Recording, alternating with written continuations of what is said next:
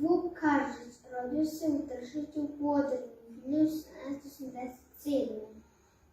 Vuk Karadžić rodio se u Tršiću u Podrinju 1787. Prvo obrazovanje je dobio u manastiru Tronošlje.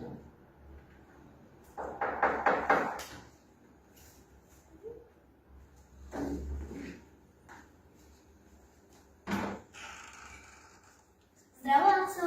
Dobar dan, tetkovico. Jel ti mama nije kod kuće? Nije, izašla je da pokupuje neke stvari. Dobro, reci da sam dolazila i da ću me vratiti opet predoče. Mama je rekla da pričekate ako budete, sad će ona. Ne mogu žurju, nego reci ti njoj da ću nam vratiti. Hoću, kazat ću im. Dobro, a kako si ti? Hvala na pitanju, dobro sam.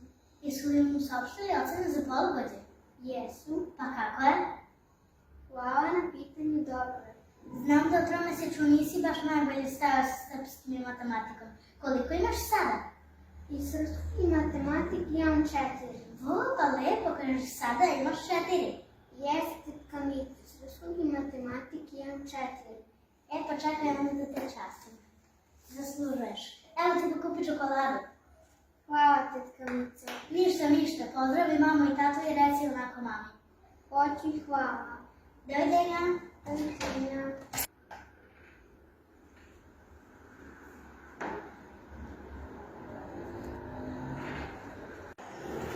Vuk Karadžić rodio se u Tršiću u Podrinju 1787.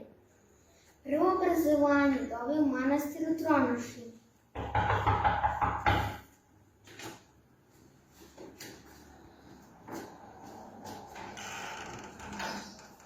Zdravo, Aco. A ti si, mama, naočas si bio ovdje tetka Mica. Što me nije sačekala, šta je kazala? Rekla da će doći predveče. Dala mi je ovo da kupim čokoladu. A što? Da me časti za ocene. Za ocene? Jeste, mama, ona je mnogo dobra. Pa ti si nju nešto slagao. Jesi li joj kazao da imaš dvojku iz srpskog i dvojku iz matematike? Ja sam to dvoje sabrala, 2 iz srpskog i 2 iz matematike. Kazao sam joj da iz srpskog i matematike imam 4. Kako si smela? Toliko matematike znam i ja i pored dvojke, 2 i 2 su 4. A sada idem po čokoladu da se tetka ne uredi. Crni sine, daleko ćeš ti doterati s tom tvojom matematikom.